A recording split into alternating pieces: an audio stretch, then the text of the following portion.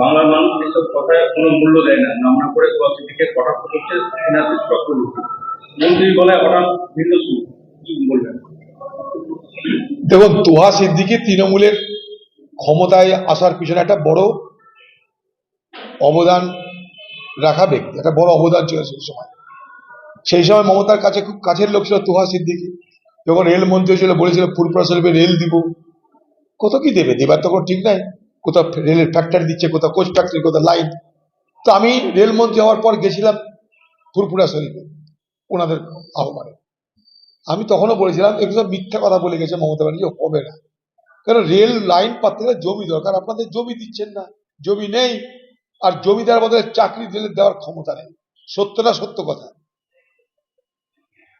এইরকম ভাবে মিথ্যা কথা বলে, ভ্রান্ত কথা বলে, মানুষকে ধাপ্পা দিয়ে মমতা ব্যানার্জি তোহা সিদ্দিকীকে ব্যবহার করে ভোট করে নিয়েছে। কাজের সময় কাজী, কাজ ফুরালে পাজি, তোহা ভোগে যা, আরেকটা কাউকে সিদ্দিকীকে বার করে নিবে, এই তো গল্প। তারপর আবার নিজে ইফতার পড়তে যাই কোথায়, মুখ্যমন্ত্রী ইফতারে যাচ্ছে, মুখ্যমন্ত্রী ইফতার করছে, বিরাট ব্যাপার। তোহা সিদ্দিকীর 12টা বাজাও, ফুরপুরা শরীফকে ম্যানেজ করো, এই তো গল্প। মন্তব্যকে সঠিক বলেছেন এখানকার বিধায়ক যিনি রয়েছেন সুব্রত মজুমদার। তিনি বলেন, আমি তখন আপনার দলে ছিলাম, সেই সময় আমাকেও লাঠি মেরে লোকসভা ভোটের সময় বুথের পাশে ছিলাম, সেখানে আমাকে একটা লাঠি মেরে ফেলে দিয়েছিল।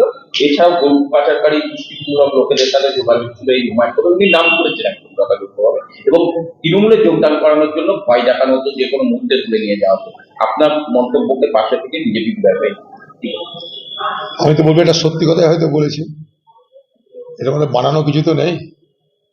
কারণ আমি যখন বলেছি, আমি তো কোনো দায়িত্বজ্ঞানের মন্তব্য করতে পারি না, কোনদিন করিও নি। আমি বলেছি, ইন্ডিকেশন দিয়েছি, আরো বহু কীর্তির সঙ্গে জড়িত তারা। স্বাভাবিকভাবে তৃণমূল এইভাবেই পশ্চিমবঙ্গ দখল করেছে, এবং পরিকল্পিতভাবে মুর্শিদাবাদটা এইভাবে দখল করা হয়েছে, পুলিশ, ডিএম এদের মাধ্যমে জবরদস্তি মুর্শিদাবাদ দখল করা হয়েছে। এখন দেওয়া থুয়া করে, টাকা পয়সা দিয়ে, ক্ষমতা দিয়ে, দুর্নীতি করে, বা ফ্রি লাইসেন্স দিয়ে হয়তো মুর্শিদাবাদকে তার পক্ষে রেখেছে। কিন্তু যখন মুর্শিদাবাদ দখলের অভিযান নেমেছিল, এটাই ছিল তাদের প্রক্রিয়া। অর্থাৎ কংগ্রেসকে দুর্বল করতে গেলে কংগ্রেসের লোকদেরকে ভাঙাও, কংগ্রেসের এমএলএ ভাঙাও, এরাই করেছে। পতাকা বিতর্ক ছড়িয়ে এবার একটা লড়াইয়ের বার্তা তৃণমূল সোশ্যাল মিডিয়ার সৈনিকদের। মমতা আদর্শ, অভিষেক সেনাপতি। মমতা সর্বাধিকার নায়িকা, অভিষেক অধিনায়ক। বিতর্কের পর এবার তথ্যে কিছু হলো, এফএম হলুদ যাত্রীতে ভোটের ময়দানে নামার ঘোষণা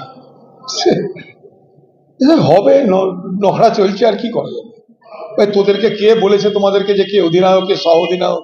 আমরা তো কেউ বলিনি, বাংলার মানুষ এগুলো তো বলেনি কে অধিনায়ক আর কে সহ অধিনায়ক, বা কে সেনাপতি, কে পৌরপতি। ব্যাপার হচ্ছে যে এর আগে যতগুলো নির্বাচন হয়েছে তখন তো এই ধরনের কথা আসেনি।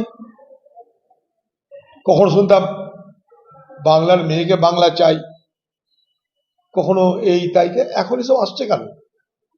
দেখুন, যখন কোথাও ধুঁয়ো দেখা যায় তখন নিশ্চয়ই বুঝতে হয় যে কোথাও আগুন আছে।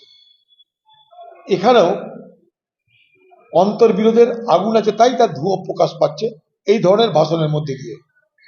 বাংলা মানুষ ওদেরকে দিব্যি দেয়নি কে একজন সেনাপতিনী হও, একজন সেনাপতি হও। বাংলার মানুষ ওদেরকে দিব্যি দেয়নি, তারা নিজেরা নিজেকে তৈরি করছে কে সেনাপতিনী, কে সেনাপতি।